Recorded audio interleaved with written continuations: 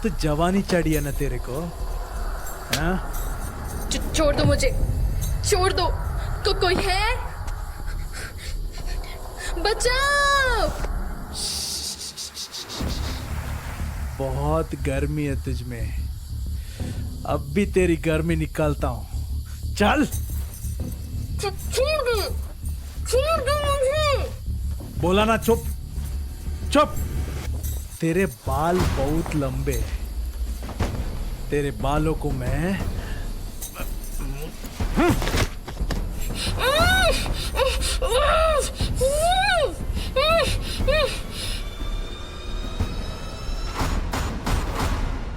कर्नाटका के शिमोगा डिस्ट्रिक्ट में 6 दिसंबर को पायल शाम 6 बजे घर से दूर चक्की पे आटा पिसवाने निकली।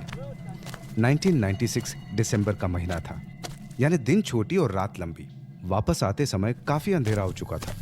रास्ते में पायल से दूर एक अनजान आदमी खड़ा मिला और जैसे ही वो उसके सामने से गुजरी, उसने पायल पर हमला कर दिया और उसको रोड पर गिरा दिया और फिर जोर से उसका मुंह और नाक दबा दिया।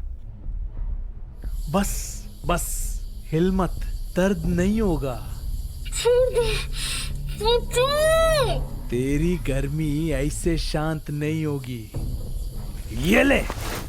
वो पायल को गुस्से में मारने लगा।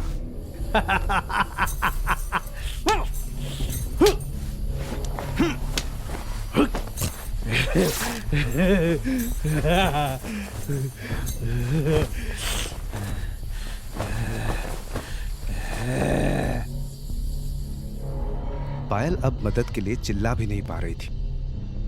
उस दरिंदे पर हवस सवार थी। उसने पायल के गले को काटा और मांस निकाल लिया। फिर उसने कान की बालियां नोच ली, जिससे पायल के कान जख्मी हो गए और खून रिसने लगा। पायल का दम घुटने लगा और उसके हाथ पैर ढीले पड़ गए। इसके बाद उसने पायल को घसीटा और झाड़ियों के पीछे ले गया और दरिंदगी की सारी हदें पार कर दी। दम घुटने के कारण पायल की मौत हो चुकी थी, लेकिन उस दरिंदे ने उसकी लाश को भी नहीं छोड़ा। पायल का रेप करके उसकी लाश को वहीं छोड़कर भाग गया। सुबह पायल की लाश देखकर पूरा गांव खौफ में था। वहां पहुंचे इंस्पेक्टर विक्रम ने ऐसी दरिंदगी पहले कभी नहीं देखी थी। लगता है गैंगरेप का मामला है। सुनो, जल्दी से रिपोर्ट बनाओ और लाश को पोस्टमार्टम के लिए भेजो। इंस्पेक्टर विक्रम को यह किसी रिच और पावरफुल बैकग्राउंड के लड़के और उसके दोस्तों का काम लगा। उस जमाने में ऐसा होना कोई बड़ी बात नहीं थी। उन्होंने छानबीन शुरू की, लेकिन किसी नतीजे पर नहीं पहुंचे। मीडिया ने भी पुलिस पर सवाल उठाना शुरू कर दिए और प्रेशर बनाया। पायल के बाद महिलाओं पर सेक्सुअल असॉल्ट और बढ़ गए, लेकिन केस में कोई क्लू मिलता नजर नहीं आ रहा था। तभी 4 जनवरी को मानसी के भी साथ हुए घटना ने इंस्पेक्टर का ध्यान खींचा। मानसी के केस और पायल के केस में कुछ तो सिमिलैरिटी लगी।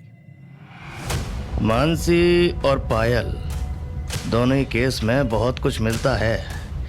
ये मानसी शायद हमें कुछ बता सके।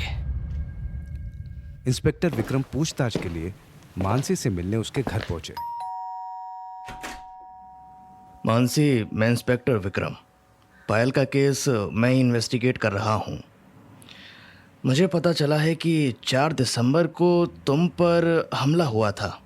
तुम पर और पायल पर जो हमला हुआ था वो काफ़ी हद तक मेल खाता है। फ़र्क बस इतना है कि तुम जिंदा हो पर वो नहीं। शायद तुम्हारे बयान से हमें कुछ मदद मिले। घबराओ नहीं, तुम्हारा नाम बाहर नहीं आएगा। वो मैं उस शाम काम करके वापस आ रही थी कि तभी मानसी ने बताया कि कैसे 4 दिसंबर को वो घर आ रही थी तो एक आदमी ने उस पर हमला किया। उसका गला दबाया, उसके बालों को खींचा और उसके कपड़े भी फाड़ने की कोशिश की। और यही नहीं, उसकी कान की बालियां भी नोच ली। लेकिन तभी मानसी के पिताजी के आ जाने से वो वहां से भाग गया। हाँ, एक बात और, उस आदमी के सर को जब मैंने छुआ था तब उसके बाल कान के पास से बहुत छोटे थे, जैसे किसी पुलिस वाले के होते हैं। क्या? पुलिस जैसे बाल? मानसी ने जो बताया वो पायल की पोस्टमार्टम रिपोर्ट से मिलती है। कहीं ये दोनों एक तो नहीं। अब ठीक है मानसी, अब मैं चलता हूँ।